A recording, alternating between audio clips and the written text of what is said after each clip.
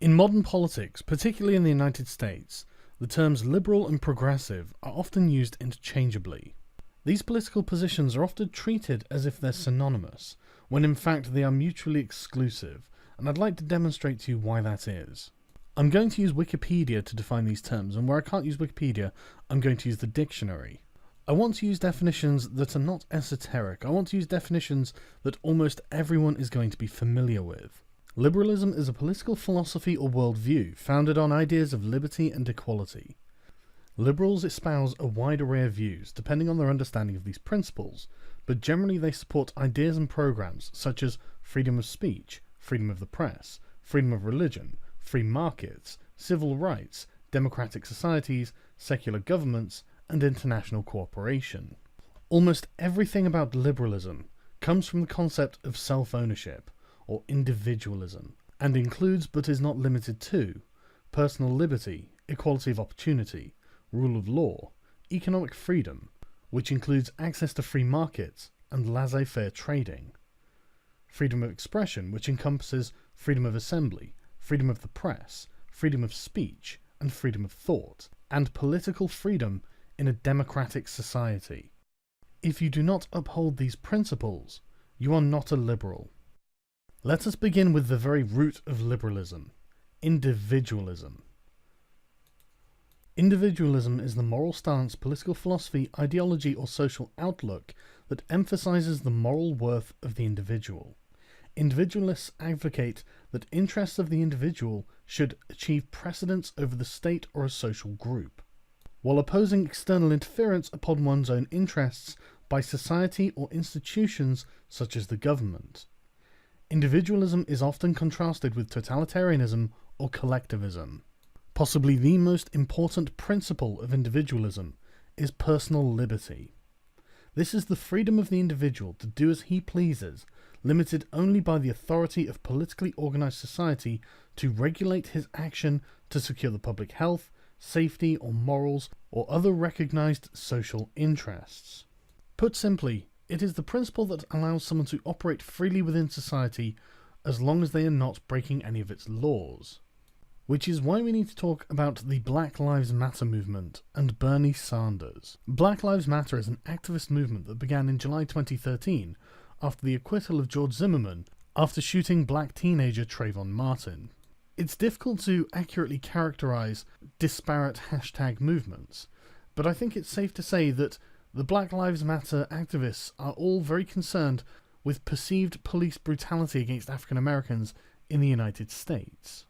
Although not originally a progressive movement, the Black Lives Matter movement fit very neatly in with progressive principles and gained almost universal acceptance with progressives and is now one of the causes that they champion. On August 8, 2015, Democratic presidential candidate Bernie Sanders hosted a campaign rally in Seattle where he attempted to give a speech.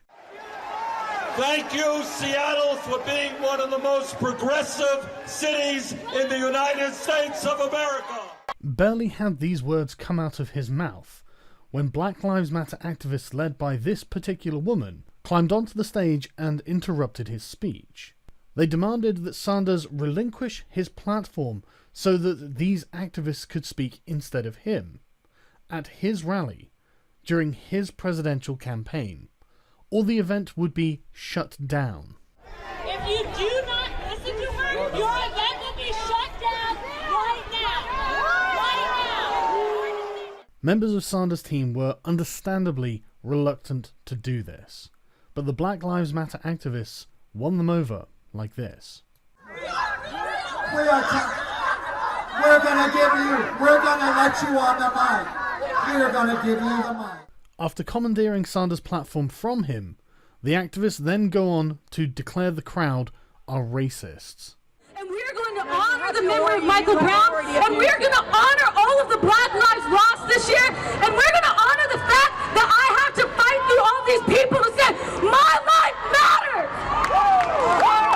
That I have to get up here in front of a bunch of screaming white racists to say my life fucking matters! The plan after commandeering the platform was to do a 4.5 minute moment of silence or else it was going to get shut down. We're doing a 4.5-minute moment of silence for Mike Brown as soon as everybody is silent.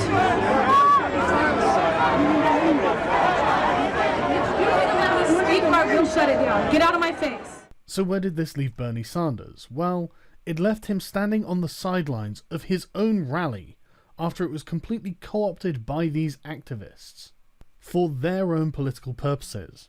And in doing so, they completely denied his personal liberty and freedom to speak at his own event. And this isn't even the first time this has happened to Bernie Sanders. The same thing happened in Phoenix in July. And the deep irony of all of this is that Bernie Sanders is a supporter of Black Lives Matter. He has been a civil rights activist since the 60s and has marched with Martin Luther King Jr. Of course, now progressives have to explain to everyone exactly why the Black Lives Matter movement is opposed to Bernie Sanders, the only candidate who actually gives a damn about their cause. Progressive media has absolutely failed to explain why this is happening. Here's Vox's reasoning for you. So after being interrupted in Phoenix, Sanders said, "I've spent 50 years of my life fighting for civil rights. If you don't want me to be here, that's okay." Note the language that Sanders is using. He's talking about himself as an individual. But the progressive explanation for this is entirely collectivist, and so they end up talking past each other. White progressives can often ignore issues that disproportionately affect people of colour. As progressives, they think of themselves as defenders of people of colour and other marginalised groups, so when they're challenged on their anti-racist bona fides by activists of colour, they tend to react with disbelief, defensiveness, or outright hostility. None of this is speaking to the concerns of the individuals within the crowd. Hell, some of them even shouted out what their problems were. How dare she call me a racist? I won't pen. How dare she call me a racist? Not how dare black people call white people racists. We are dealing with a liberal in the crowd there. And I think that the problem people had with these people interrupting Bernie Sanders is the same problem I have with it. It denies him his personal liberty to speak, which they had no right to do to Bernie Sanders as an individual, especially not for a remote, abstract principle that has absolutely no bearing on Bernie Sanders himself. Given that the protesters interrupting Bernie Sanders and demanding the use of his platform hadn't earned it, but were instead requisitioning it on the basis of their skin colour, that brings us to the second liberal principle that is under attack: equality of opportunity. Equal opportunity is the stipulation that all people should be treated similarly, unhampered by artificial barriers, prejudices, or preferences, so that important jobs should go to those most qualified, and not go to persons for arbitrary or irrelevant reasons, such as circumstances of birth, upbringing, friendship ties to whoever's in power, religion, sex, ethnicity, race, caste, or involuntary personal attributes such as disability, age, gender, or sexual orientation. Individuals should succeed or fail based on their own efforts and not extraneous circumstances. By simply elucidating what equality of opportunity is, it becomes self-evident as to why the Black Lives Matter protesters commandeering Bernie Sanders' platform is a problem for liberals. They didn't earn it, therefore they do not deserve it, and they certainly do not have the right to deny it to the person who did earn it based on their race. And it's the principle of equality of opportunity that gives liberals such a problem with affirmative action and quotas. There's not really all that much to say about this. The very concept of a quota is in direct opposition to the concept of equality of opportunity. The idea that people shouldn't be judged based on their race or their gender or their sexual orientation or any other arbitrary factors that would make them belong to a group. This is of course because the very nature of quotas is anti-individualistic.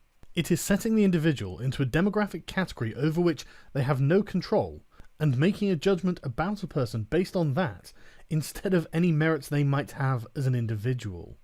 The issues with quotas have been long known. Take for example this article from 1997 where a professor is complaining that his black and Mexican American students were not academically competitive with white students at the nation's top universities. And yes, I can hear the deep inhalation from the progressives watching this video. But before you feel compelled to open your mouths and start branding people all sorts of labels, why don't we actually look at why he said that? His contention wasn't down to any kind of racial inferiority, but was the result primarily of cultural effects. They have a culture that seems not to encourage achievement. Failure is not looked upon with disgrace. Now, I don't know whether he's right or wrong, but what we do know is that poverty doesn't exactly aid an academic career, and that once Texas universities were banned from using race as a factor in admissions, minority enrollment at the school dropped sharply, with 4 black and 26 Mexican-American students from the first-year law school class of 468 students, down from 31 black and 42 Mexican-American students the previous year. Now, this is a really thorny issue to discuss, and I know that people on all sides of this issue are probably having the knee-jerk reaction to start trying to slap labels on people for even discussing it. But let's be clear. We are only talking about the handful of individuals who were given the benefit of affirmative action when, in reality, their grades did not warrant them having these university positions. They are not representative of their race. They are not representative of their gender or class. They are only representative of themselves. And you may well be thinking, well, this is sounding like an argument in favour of affirmative action and quotas. And hell, maybe it is. But that doesn't mean it's liberal. Because every time you discriminate in favour of someone based on their race or their gender or whatever arbitrary reason about them, you are also discriminating against someone else based on those very same categories. Let's take the example of Jian Li, a freshman at Yale who had filed a complaint against Princeton with the Office of Civil Rights and the US Department of Education, charging that the university had rejected him because he was Asian American. Despite perfect SAT scores, near-perfect achievement test scores, 9 AP classes, and a class rank in the top 1% at Livingston High School in New Jersey, Lee says he was rejected by Princeton, Harvard, Stanford, the University of Pennsylvania, and MIT because of his race, despite all of his hard work. And this is not some kind of isolated case. You can make all of the arguments that you want, that these things are necessary, that they have to be done, that for some reason these poor Asian guys who have worked all their lives to get to this point, to apply to a top-class university, are being denied because minority students, other minorities, with lesser grades are being given their positions instead. That is not equality of opportunity. That is not liberal. There are many arguments against affirmative action, and I really think that Thomas Sowell, a black ex-Marxist's observations on this are really pertinent, and I hate to play the identity politics game, but he says that preferences primarily benefit minority applicants from middle and upper class backgrounds. At the same time, because admissions are a zero-sum game, preferences hurt poor whites and even many Asians, who we already know meet the admission standards in disproportionate numbers. If preferences were truly meant to remedy disadvantage, they would be given on the basis of disadvantage and not on the basis of race, because the basis of disadvantage is an individualistic position. Each person's situation is different, so those individuals who are disadvantaged and who need the help should get it, instead of collectively deciding that black people or Mexican people just can't get into universities on their own. And given that they're not all in the same situation, that means that there are going to be black and Mexican people who received unfair advantage when they didn't need it, at the expense of someone else who did need it.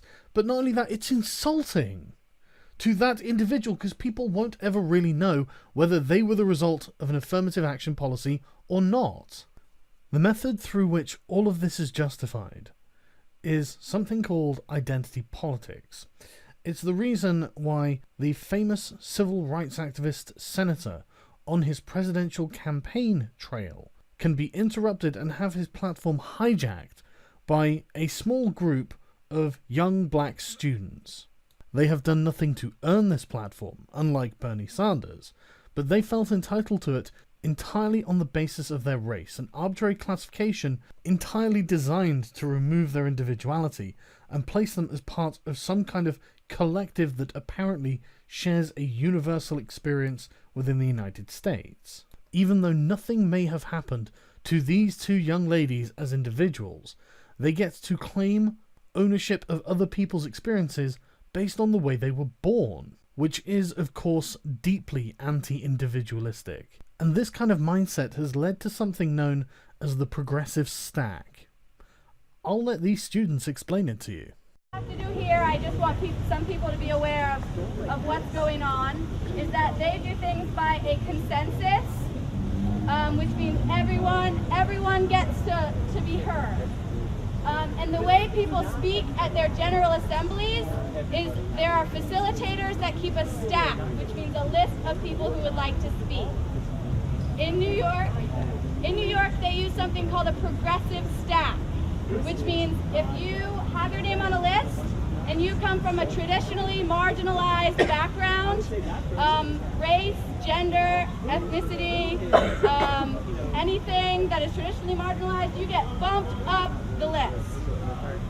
So this means we want to be able to hear what everyone has to say. Also, one of the things stressed at Occupy Wall Street is the step up, step back. This means people who have been privileged all their lives, mainly white men, white women even, people who have been privileged, need to realize that they need to step up and step back if they've already said what they had to say. This is, of course, the diametric opposite of equality of opportunity. This is equality of outcome. This is literally deciding a person's value of input, not based on what they have to say or the merit of their arguments or whether they even have anything to say at all, but instead based on arbitrary features and factors about that person and how they relate to larger groups. The individual is irrelevant. And finally, on the subject of identity politics and collectivism, let's talk about collective guilt. White people need to open ourselves up to a particular type of wounding to genuinely understand and then work towards racial justice. Because, of course, in its historic and current function, whiteness wounds others on our behalf. Now, I'm sure I don't need to tell you how illiberal it is, how anti-individualist it is, and frankly, how unjust it is for people who have not done anything wrong to be encouraged to feel guilty because of things that happened long before they were born by people they'd never even met or weren't even related to, based on something as arbitrary as skin colour. And the subject of injustice brings us nicely to the next liberal principle that is being attacked, the rule of law. Now, despite what the more hysterical conservative outlets may say, I don't think progressives are actually about to overthrow the government and abandon the rule of law entirely. But progressives have definitely campaigned against certain principles under the rule of law that a liberal should be aghast at, such as the right to a fair trial. This is considered to be a fundamental human right by the United Nations, and has been enshrined in their Universal Declaration of Human Rights, Article 11, which states, "Everyone charged with a penal offence has the right to be presumed innocent until proven guilty, according to law, in a public trial at which he has all the guarantees necessary for his defence." Without presuming the innocence of the accused in a trial, there is no way that that trial can be fair. And this goes right back to the Magna Carta, Article 39, "No free man shall be seized or imprisoned, or stripped of his rights or possessions, or outlawed or exiled or deprived of his standing in any way, nor will we proceed with force against him or send others to do so, except by the lawful judgment of his equals or by the law of the land." Although it doesn't use the phrase presumption of innocence, this is de facto what this is saying. Because if you don't operate a legal system that presumes the innocence of the accused, then you do not have a system that sometimes fails to punish the guilty. You have a system that sometimes fails to punish the innocent. Although I would have thought this was a self-evident truth. Let's have a look at this article on the University of Sheffield's website.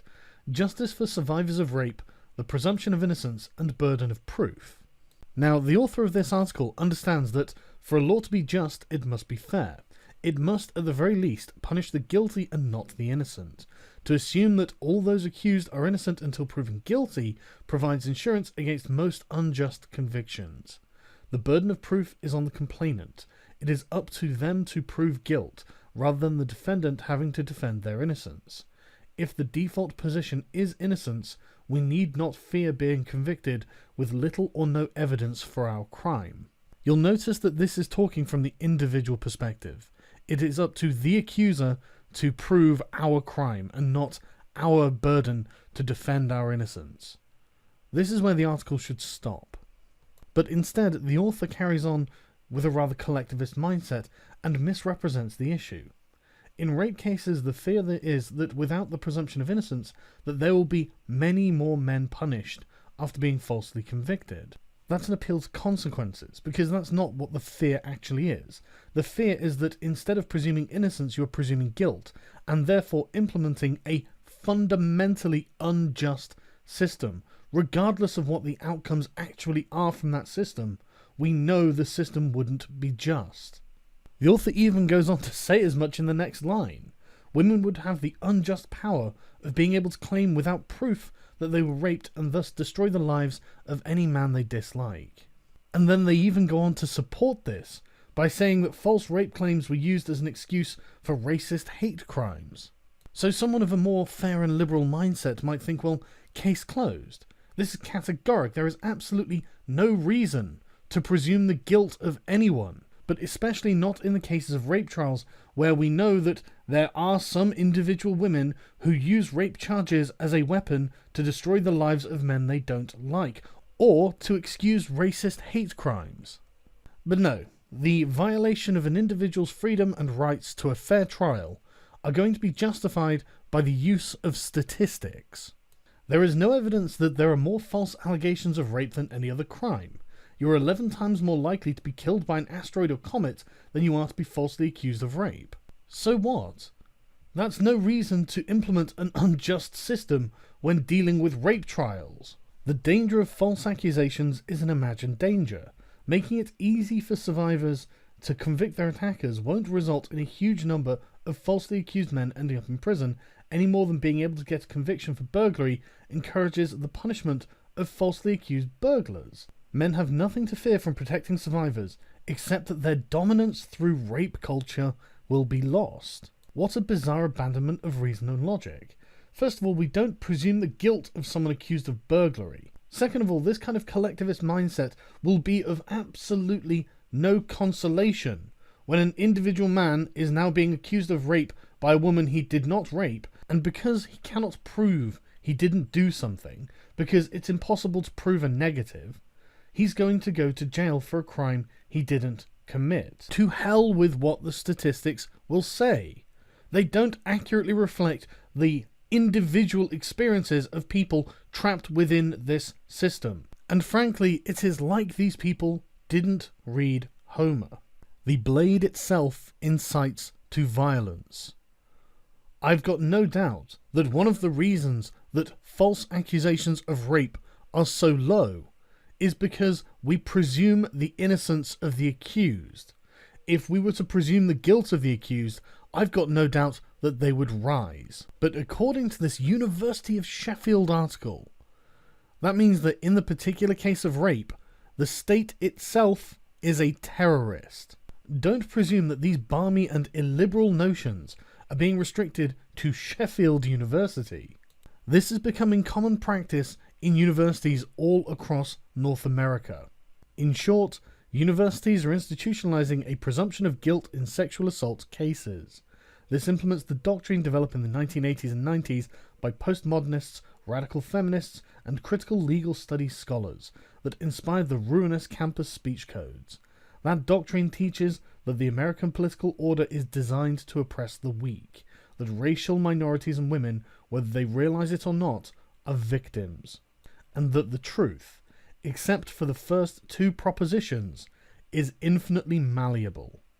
Don't make the mistake in thinking that the bizarre and backwards reasoning that is being used to justify violating a person's right to a fair trial is going to remain the purview of a few kooks in academia.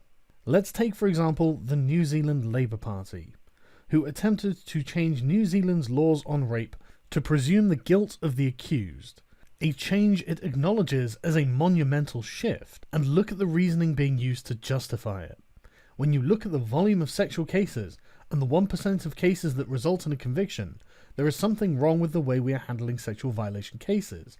The circumstances may well justify doing something radically different. It is precisely the same kind of backwards reasoning that's being used in academia to do the same thing.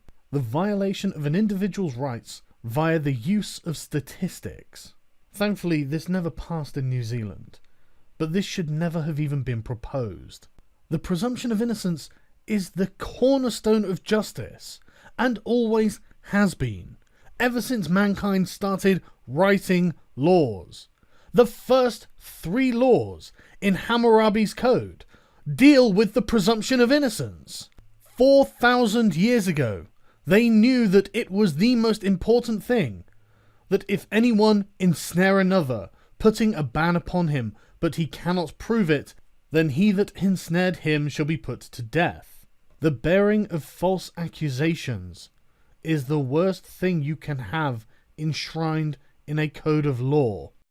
The next set of liberal principles that are under attack by progressives are those of economic freedom, which is simply the ability of members of a society to undertake economic direction and actions. One approach to economic freedom comes from classical liberal and libertarian traditions, emphasizing free markets, free trade, and private property under free enterprise. And since I'm talking about liberalism, a free market is a market economy system in which the prices for goods and services are set freely by consent between vendors and consumers, in which the laws and forces of supply and demand are free from any intervention by a government, price-setting monopoly, or other authority. That's the important part here, especially when we look at the definition of laissez-faire trading, which is an economic system in which transactions between private parties are free from government interference, such as regulations, privileges, tariffs, and subsidies. The reason I bring these things up is because progressives are acting as a group on social media, who are acting like the self-appointed regulators of the free market, using massed social pressure to regulate products of which they do not personally approve. Take, for example, comic books, and the case of Spider-Woman's blatant sexualization, where progressives took to their blogs en masse to protest the apparent sexualization of Spider-Woman's costume. This, combined with pressure on social media, revealed the very progressive tip of a puritanical iceberg, and the furor caused by this desire to censor caused Marvel to censor themselves. And this is despite the fact that no laws were broken by Marvel in the process. If they wanted to have sexualized comic book characters, they are completely free to do so. The only arguments being made by progressives was that they simply did not like it. And the deepest irony about all of this is that the cover wasn't even overly sexualizing Spider-Woman. It was, in fact, completely normal for the franchise to have these characters dressed in skin-tight latex. But even if this wasn't the case, so what? And it's not just Marvel that's susceptible to this kind of online pressure. DC Comics found themselves at the wrong end of a progressive hashtag campaign, with hashtag #ChangeTheCover, after progressives roundly decided they did not like Batgirl's alternative cover featuring her and the Joker. Of course, no laws were broken. Of course, the only reason to pull this was that progressives simply didn't like it. And so DC capitulated. And now comic book fans and collectors cannot purchase these for their own collections or just for their own enjoyment, because progressives actively campaigned to get them pulled from the market, which is literally what progressives did with a video game called Grand Theft Auto 5, as almost 50,000 of them signed a Change.org petition to get Target stores in Australia to stop selling Grand Theft Auto 5, claiming that Grand Theft Auto 5 was a game that encouraged sexual violence against women. Evidently, without even looking into the merit of these claims, Target decided to pull Grand Theft Auto from its shelves, and Kmart followed suit just in case. And just like with the case of Spider-Woman and Batgirl, there was nothing about Grand Theft Auto 5 that violated any laws. We know that the progressive smear campaign against Grand Theft Auto 5 was almost all misinformation and exaggeration, because games in Australia are forbidden to feature sexual violence, nor are they permitted to feature implied sexual violence that is related to incentives or rewards. Games that do a refused classification, and the classification board gave GTA 5 an R18+ rating. Grand Theft Auto is for adults, but it doesn't encourage sexual violence against women, which was entirely the progressive case against it. There was no legitimate reason to petition Target to remove it from sale. And yes, of course, Grand Theft Auto is still available for sale at other outlets, so it's not quite as big a deal as it might seem, but we are discussing the principle of the thing. That such a big attempt to get Grand Theft Auto 5 pulled from Target, despite the fact there's no legitimate reason to do so, is not a liberal thing to do. And you can imagine what the progressive reaction to a Caitlyn Jenner Halloween costume is. Outcry, of course. Outcry and a change.org petition with thousands and thousands of signatures on it, calling for this product to be banned, despite the fact that all it is the parody of a public figure. And if it wasn't enough that progressives want to directly regulate what products can be sold on the free market, they also want to regulate how people can advertise their products, which is what happened to Protein World's advertising campaign known as Beach Body Ready. This was an innocuous advertising campaign for weight loss supplements, featuring an attractive woman in a bikini and the words, "Are you beach body ready?" Cue thousands of progressive feminist activists who got wildly offended by this and created a change.org petition with over 70,000 signatures, which succeeded in getting the advert pulled. But not only that, succeeded in making sure the ad can't reappear again in its current form. Why? Well, the hell if I know, because the watchdog says the adverts are just fine, and are apparently not offensive by any standards that they uphold. So any objection to this is merely progressive outrage that they don't like these adverts. And, frankly, that is not a good enough reason to get them censored. There is no reason that progressive hashtag campaigns or change.org petitions should be given any weight when considering these issues, as they are based entirely on moral outrage and not any actual wrongdoing. Progressives are regulating the markets by forcing their own puritanical standards onto people who frankly do not have to accept them. There is nothing harmful or damaging or illegal about any of these advertising campaigns, any of these products, any of these games, any of this entertainment. And they are infringing on your right to purchase them by getting them pulled, by preventing them from being sold on the free market. This is completely illiberal. Instead of purchasing them, they should just be choosing to ignore them. We now come to freedom of expression, and it would be remiss of me not to quote Voltaire and say, "I disapprove of what you say, but will defend to the death your right to say it." This wasn't actually something Voltaire said. This was Evelyn Beatrice Hall summarising his philosophy, but I'm sure if anyone had asked Voltaire, he would agree with it. And it is on that note that I must say that in this section I will be defending people whom I severely dislike. People I have no choice but to defend, because their rights as individuals are being violated. And to stand for my own principles, I have to put aside my personal dislike of these people, because as a liberal, I think that their rights as individuals are sacrosanct. I think their personal liberties should be inviolable. When you defend the rights of one person, then you defend the rights of every person.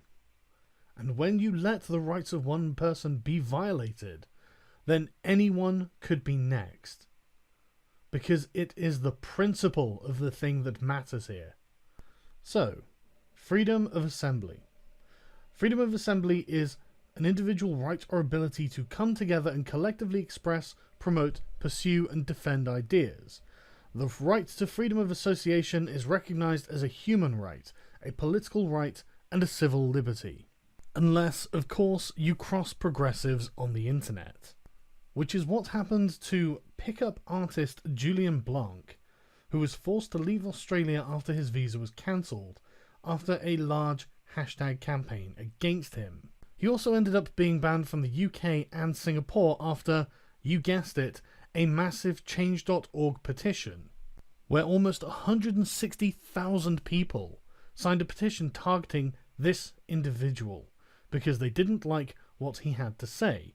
Don't get me wrong, I don't like what he has to say either, but to characterize what he's doing as inciting sexual assault is simply dishonest. If you wanted to be charitable, you could describe pickup artists as dating advisors, effectively the male equivalent of women who teach other women how to meet and marry rich men, and who give seminars in order to do so. Personally, I find these techniques to be rather sad and distasteful, no matter who's using them. But this is simply my opinion. I have no right to force it on anyone else, nor do I have any right to attempt to restrict the freedom of assembly of any of these people based on it.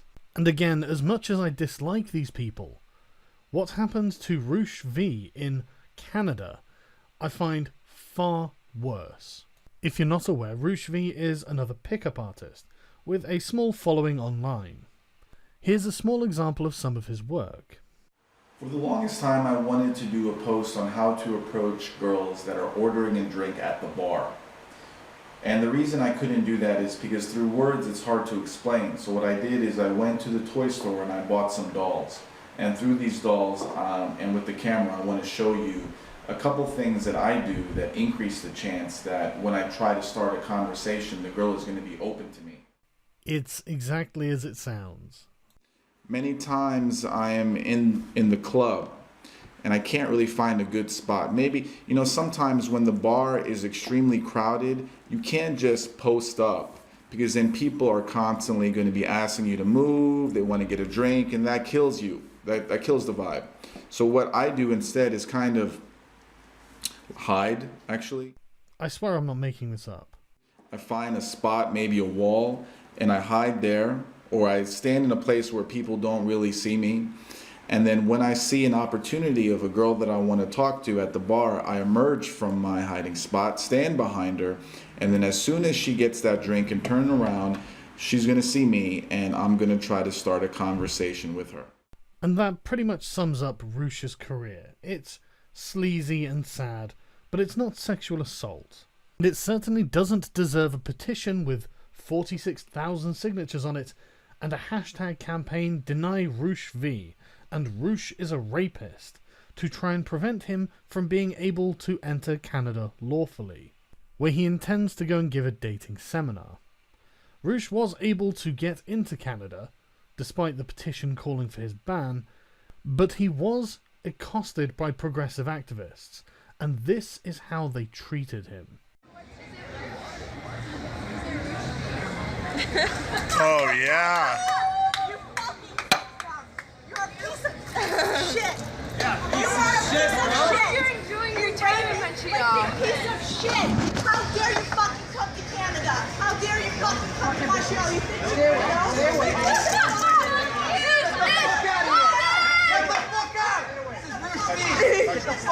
This is fucking Roosh V! This is the guy that says rape should be legal! This guy thinks he should rape your sister! This is fucking Roosh V! He thinks rape should be legal! Fuck this guy! Get the fuck out of here! Get the fuck out of here! You piece of shit! You're not welcome in this city! Fucking scum! Get the fuck out of here! Fucking scum!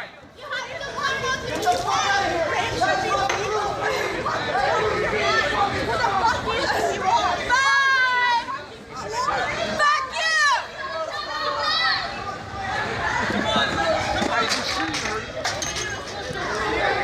Why aren't you doing it? Why'd you open the door?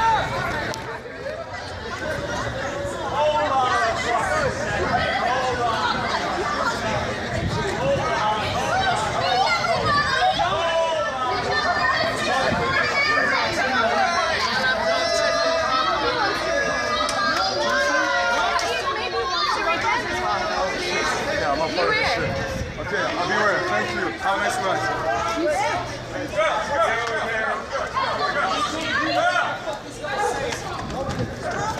Fucking call me that. You think you're No, we just don't like the sort of culture this guy breeds. Hey. I don't know. guys. I don't know who any of these people are. Yeah. Relax. Relax. Relax. I'm with you. You guys are talking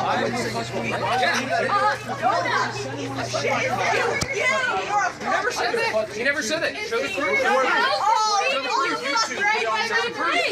We'll see you soon. Body hard. Can you read it? You got a smartphone, right? You got a smartphone. You'll have to You got a smartphone. Show me the article. Just show me the article. Easy. Personally, I find this progressive lynch mob mentality horrific. It's absolutely disgusting that a man not breaking any laws can be forced out of a pub where he's completely free to be and chased back to his hotel by said mob, with them claiming that he has no right to even visit the country, and for them to think that they are morally in the right. And it doesn't stop there. They are petitioning Amazon to stop selling his books purely because they do not like what he says. Don't get me wrong, I don't like what he says either, but that doesn't mean he shouldn't be able to say it. In no circumstances should 160,000 people who might think of themselves as liberals get together to target one individual purely on the basis that they don't like what he says. The justification for this is that two women who have read up about Roosh V and his views on rape, women and dating have ended up being physically sick. That is not a justification to stop him from selling his books. All that is a justification for are these women not to read them. This doesn't simply end with pickup artists being targeted, and even if it did, that wouldn't make it right. But this sort of treatment is being rolled out to celebrities, such as Tyler the Creator, who's been banned from entering Australia and the UK because some people have taken offence to lyrics he wrote in 2009. Naturally, this is not a good reason to have him banned from any country. Nobody should be allowed to infringe on his freedom of movement and freedom of assembly, and yet they are. This is disturbingly illiberal. When a hate mob on the internet can get a change.org petition to get someone, an individual, banned from a country because they don't like who that person is and what they do. This is insane.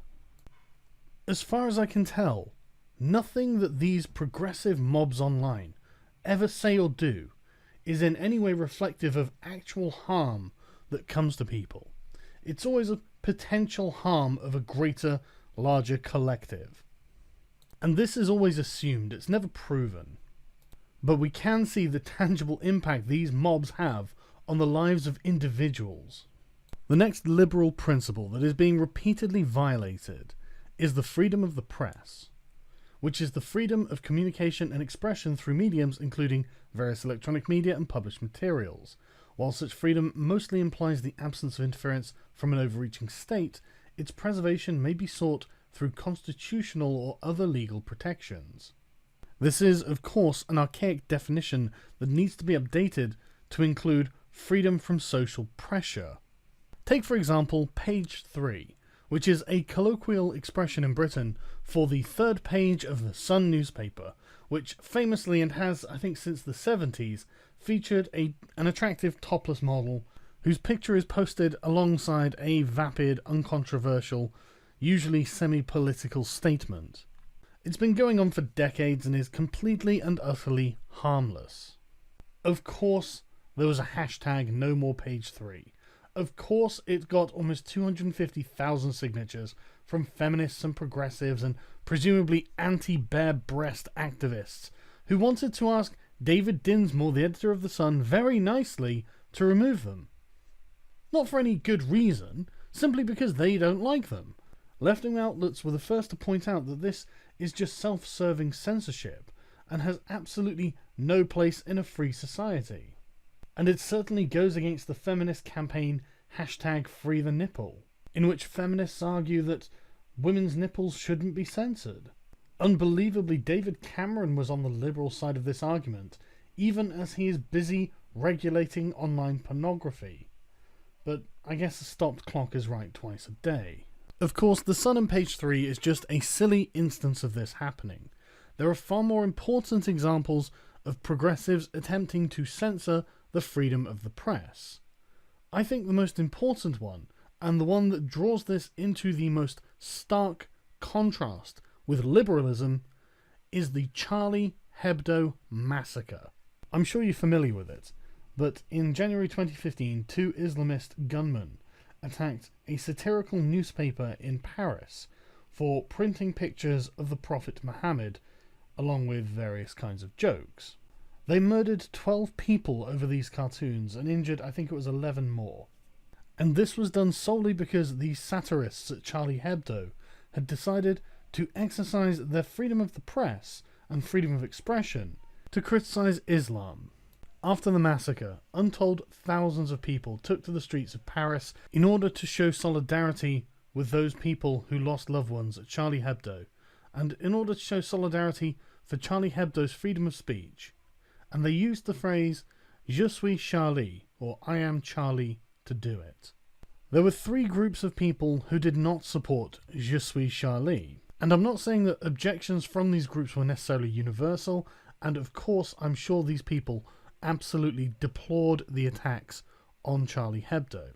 But prominent members of these groups all found themselves ranged together, speaking out in favour of censorship of the press. These groups were Muslims, Catholics, and progressives, who rallied together under the hashtag Je ne suis pas Charlie, which means I am not Charlie. This made for very strange bedfellows, as Catholics, Muslims, and progressives disagree on almost every other issue.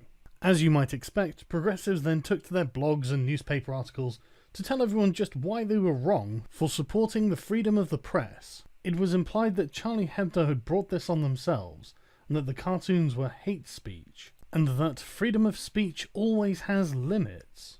They argued that it was wrong to gratuitously wound the religious feelings of Muslims, and argued that the Charlie Hebdo cartoons were most assuredly not a legitimate form of free expression.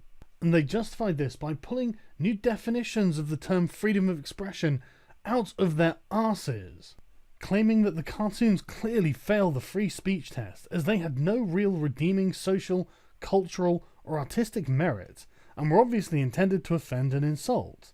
As such, they are not free speech, but are indeed hate speech, which should never be allowed in any civilized nation.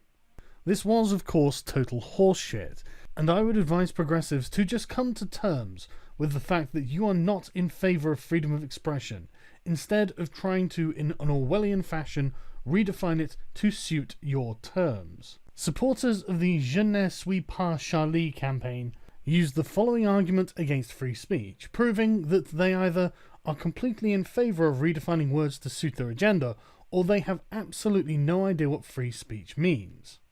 Charlie Hebdo's freedom of speech was never violated because freedom of speech does not mean freedom from consequences. So let's have a look at freedom of speech. Freedom of speech is the right to communicate one's opinions and ideas without fear of government retaliation or censorship. It includes any act of seeking, receiving, and imparting information or ideas regardless of the medium used. So yes, freedom of speech is actually freedom from political consequences of speaking one's mind. And like everything else mentioned in this video, this is a core principle of liberalism that progressives are falling over themselves to abolish. Take, for example, when France decided to censor Twitter. Progressives were so openly and bafflingly in favour of censorship that Glenn Greenwald wrote an article not only decrying censorship, but asking with bemusement, why are journalists advocating for censorship? Before getting to the merits of all this, I must say, I simply do not understand how someone who decides to become a journalist then devotes his energy to urging that the government be empowered to ban and criminalise certain ideas and imprison those who express them. Of all the people who would want the state empowered to criminalise ideas, wouldn't you think that people who enter journalism would be the last ones advocating that? And of course you would think that. But that's the thing with authoritarians. They always imagine they will be the ones calling the shots. I've written many times about the odiousness and dangers of empowering the state to criminalize ideas, including the progressive version of that quest, especially in Europe and Canada, but also less so in the US. But there is a glaring omission in Farago's column that I do want to highlight, because it underscores one key point. As always, it is overwhelming hubris and self-love that drives this desire for state suppression of ideas. And he is completely correct. It is the notion that the people trying to censor know better than everyone else and they can't possibly be wrong. And in the case of progressives, it means anyone criticizing their ideas is taking part in hate speech and harassment and must be stopped at all costs. Take, for instance, a recent debate between the Liberals Sam Harris and Bill Maher against the progressive Ben Affleck. Harris and Maher both argued in favour of being able to criticise Islam because it is a religion and an ideology and bad ideas must be criticised. Affleck got noticeably emotionally disturbed at the idea and frankly looked as though he was having a very emotional reaction to this, before attempting to shut down the conversation by declaring it racist and gross. Affleck reacted furiously to claims by Maher that Islam manifested as the only religion that acts like the mafia, which would fucking kill you if you say the wrong thing, draw the wrong picture, or write the wrong book. As blunt as this is, as we can see from the Charlie Hebdo massacre, this is not a mischaracterization of extremist Islam. And you can't say that extremist Islam is not a part of Islam. Affleck went on to say that it's like saying, "Oh, you shifty Jew. Your argument is, you know, black people, they shoot each other." Of course, this is absolute nonsense. Affleck doesn't even try to defend any of Islam's precepts in his apparent rebuttal of what they've said. He's just gone to a collectivist position. You're saying all Muslims are bad. Well, they're not saying anything like that. They're saying that Islam needs to be critiqued if it can ever improve. It is in no way a judgment on Muslims, but Affleck has attempted to obfuscate the terms of the discussion, and is attempting to win the debate without winning the argument, by using collectivist tactics, by saying that Harris and Maher are simply just prejudiced against all Muslims, as if they don't have any legitimate criticisms of Islam. It's this kind of appeal to hate speech and harassment that is entirely behind the Christy Blatchford case, which is a Twitter harassment trial that could have enormous fallout for free speech, at least in Canada. This is the first case in Canada where alleged criminal harassment via Twitter has gone to trial. The accused is a man called Gregory Allen Elliott, who's a graphic artist and father of four who lost his job shortly after the arrest, which was well publicised online, and if convicted could go to jail for 6 months. So you can see that his employer already just presumed his guilt. But the worst part about this case is that it's not even alleged that he sexually harassed or threatened them. As far as I can tell, he's done nothing wrong. The only thing that he is alleged to have done wrong is to disagree with the two young feminists and political activists. Now, the chances are this will be thrown out of court, but firstly, it should never have got to court, and secondly, a very interesting twist has entered this case. A letter has been given to the judge anonymously, parts of which the judge read out aloud in court, by a person who claimed to be a former acquaintance of the three complainants, and alleges that they conspired in my presence to fabricate a criminal harassment complaint against Elliott. What these activists were doing is using anti-hate speech and anti-harassment laws against people who did nothing more than disagree with them, and as this column puts it, is charged essentially with being unpleasant. And it is for such a trifle that these progressive activists will go out of their way to try and censor the man.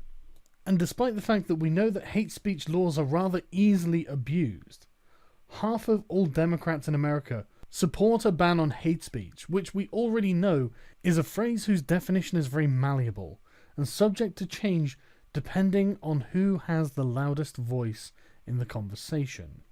Thankfully, I'm not the only person who's noticed that censorship must be resisted wherever it's found, particularly at universities. Recently, feminist Germaine Greer joined an open letter to universities to stand against censorship, saying that you do not have to agree with the views that are being silenced to find these tactics illiberal and undemocratic. Universities have a particular responsibility to resist this kind of bullying. We call on universities and other organizations to stand up to attempts at intimidation and affirm their support for the basic principles of democratic political exchange. However, universities have a much worse problem than censorship. Universities have a problem with freedom of thought. Freedom of thought is the freedom of an individual to hold or consider a fact, viewpoint, or thought independent of others' viewpoints. And universities have this problem because they have become so very progressive. This bigotry against other forms of thought manifests itself in many ways, such as over bands that are mostly white, over statues and art that remind people of sexual assault, to comedians not being able to allow to perform because of the comedian's view on decriminalizing prostitution, to the point where many comedians won't perform at universities, and Jerry Seinfeld is speaking out against it. And that's all just artistic expression. God forbid you have to discuss something important at university. Modern progressive students are demanding to have these things shut down, because the very mention of these ideas can be triggering. And instead of encountering and dealing with ideas and challenges that they might have to overcome, students instead are creating safe spaces for themselves at their universities. These have been termed by The Spectator as Stepford students, because today's students want the right to be comfortable. The author was due to take part in a debate about abortion at Christ Church, Oxford, when a mob of furious feministic Oxford students threatened to shut down the debate that they claimed would threaten the mental safety of other students. The college capitulated to the censors on the basis that the debate now raised security and welfare issues, effectively meaning that the students need to be guarded against any idea that may prick their souls or challenge their prejudices, with one of the students actually boasting about her role in shutting down the debate, wearing her intolerance like a badge of honour in an independent article where she argued that the idea that in a free society absolutely everything should be open to debate has a detrimental effect on marginalised groups, which, frankly, I find to be possibly the most terrifying thing I have ever read. And I'm sure the first thing you noticed was that it was a collectivist reason. The individual's right to freedom of speech and freedom of thought was irrelevant. This is being justified using something called a no-platform policy, which, as I understand it, is a standard policy for the National Union of Students, as far as I can tell, countrywide. The no-platform policy is as simple as it is terrifying. Number 1. Not to allow any individual who is known to hold prejudiced views to speak at union events. Number 2. Not to allow any individual who is known to hold prejudiced views to distribute any written material or recorded material in the union which expresses those views. Number 3. Unless individual already has a public platform, no elected officer of the union will speak on a platform with an individual who is known to hold prejudiced views. I'm sure you can already see what the problem is here. Who determines what views are prejudiced? As we have seen, the no-platform policy isn't simply being reserved for violent fascists. It is being used to censor and silence debate. And not even debate, just people as innocuous as comedians are being censored using this policy. And I agree that no platform is always a bad idea, even for fascists, because the instant you accept that some views are too controversial to be publicly aired, you set in motion a censorious dynamic that is really hard to rein in. As soon as you decide something is worth censoring, then potentially anything can be worth censoring. But I think there's an even worse point to this. It's that bad ideas need to be challenged, because if they go unchallenged, they fester and become malignant, and they pass from one easily influenced mind to the next without anyone calling them out, which is exactly what has happened to progressivism in universities. So, my dear liberals, if you ever have the chance to publicly debate a progressive, bring them to the table. We must make their views aired. This is why the conservative religious right in America had lost the debate. They thought they could bring their ideas to the table and win on the merits of their ideas, and they were wrong. People like Dawkins and Hitchens destroyed them. This is what you as a liberal have to do. And I think that this is why progressives avoid debate. And at the end of all of these arguments, if my words haven't swayed you in one bit, I will happily cede the floor to the late, great Christopher Hitchens. This is why censorship is wrong. I'll be very daring and summarize all three of these great gentlemen of the great tradition of especially English liberty in one go. What they say is, it's not just the right of the person who speaks to be heard. It is the right of everyone in the audience to listen and to hear. And every time you silence somebody, you make yourself a prisoner of your own action because you deny yourself the right to hear something. In other words, your own right to hear and be exposed is as much involved in all these cases as is the right of the other to voice his or her view. Indeed, as John Stuart Mill said, if all in society were agreed on the truth and beauty and value of one proposition, all except one person, it would be most important, in fact it would become even more important, that that one heretic be heard, because we would still benefit from his perhaps outrageous or appalling view. And make no mistake, it is progressivism that is behind the lack of free speech and free ideas on university campuses. And it very much is the left that is trying to shut down free speech, is trying to end debates, as the Spectator points out here, from Islam and Israel to global warming and gay marriage. Progressivism has become the sickness in the left. Let me show you on a political compass what I mean. And yes, this will be very rough and ready. I'm not going to go into too much detail. So in the top right quadrant, you've got your religious conservatives, and the further right and further up you get, the more extreme the elements become, until you reach the very authoritarian and very right-wing neocons of the Bush administration. In the bottom right, you've got people like Ron Paul and the Tea Party, until you go far enough down and to the right, until you reach the anarcho-capitalists and anti-statists in, well, in every way. But we're not dealing with these people at all. What we're dealing with is entirely left-wing. In the top left corner we have the progressives, and the further left and the further up you go on this scale, you eventually reach communism and fascism. And finally is the bottom left, where the actual liberals are, along with people like Noam Chomsky. These are people who are individualistic and yet still concerned about society at large. As the Stanford Encyclopedia of Philosophy puts it, the aim of classical liberalism was to make the poor richer, not the rich poorer. And the thing is, this isn't a million miles away from what the progressives are trying to achieve. I don't think they have any compunction in making the rich poorer, but they certainly do want to improve the lot of the poor. And so this is why I think the left in general gets termed liberal, but this is really inaccurate terminology, because the difference between them is as clear as night and day. As we've seen all throughout this video, the difference is collectivism versus individualism. It's not necessarily the ends, it's more about the means. Which is why you end up in a progressive outlet like Vox, with an article entitled, "I'm a liberal professor, and my liberal students terrify me."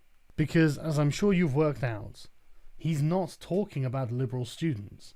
He's talking about progressive students. In the article, the teacher tells us about the prevailing groupthink amongst the students, as mentioned earlier, their desire not to be upset, and he's actually actively modified his classroom materials to suit them, because if he doesn't, they go and take action against him. And it's this kind of attitude towards groupthink and defense and ideas that some people might not like that has yours truly on a tool called Free Reddit Check as a potentially offensive term, because apparently now liberals traffic in dangerous ideas. While we're on the subject of universities, let's talk about political freedom, although this doesn't just apply to universities. Political freedom has been described as a relationship free of oppression or coercion, the absence of disabling conditions for an individual and the fulfillment of enabling conditions, or the absence of life conditions of compulsion, e.g. economic compulsion, in a society. Although political freedom is often interpreted negatively as a freedom from unreasonable external constraints on action, it can also refer to the positive exercise of rights, capacities and possibilities for action, and the exercise of social or group rights. The concept can also include freedom from internal constraints on political action or speech, e.g. social conformity, consistency or inauthentic behaviour. The concept of political freedom is closely connected with the concepts of civil liberties and human rights, which in democratic societies are usually afforded legal protection from the state. As you may have guessed, universities restricting people's freedom of assembly, freedom of speech, freedom of the press and freedom of thought leads to a very, very narrow range of political beliefs on university campuses. Even as far back as 2005, 72% of those teaching at American universities consider themselves liberal, meaning left-wing, whereas 15% were conservative and right-wing. And this was 10 years ago. As with the anonymous professor who wrote in Vox, there are many conservative professors who find themselves bullied by their own students for no other reason than holding the wrong political views. And don't think for a second this doesn't apply to other students. They of course can be guilty of wrongthink as well. And the thing is, it's not just the students. Although this article says liberal professors, this is very clearly progressive professors who admit they discriminate against conservatives in hiring and advancement. This is a peer-reviewed study that says this, where these progressive professors would simply agree that yes, they would openly discriminate against conservative colleagues, which is such a blatant violation of the principle of political freedom that I refuse to believe these professors were at all liberal. And so it is being noticed, especially in very progressive countries like Canada, that conservatives in universities are very much marginalised. They are very much the minority, but nobody cares because, frankly, progressives have decided that right-wing values and ideals are not only wrong, they are immoral, and only immoral people hold them. And so the term right-wing has become similar to the term racist and misogynist. It has become a pejorative with which to dismiss a person's entire argument without addressing it. Don't get me wrong, there are conservatives in academia who claim that it's not as bad as all that, but I rather think it depends on where you teach. I suspect a university in Texas is probably a lot more accepting of conservatives than, say, a university in Canada. But it doesn't alter the point that such extreme political bigotry is not liberal.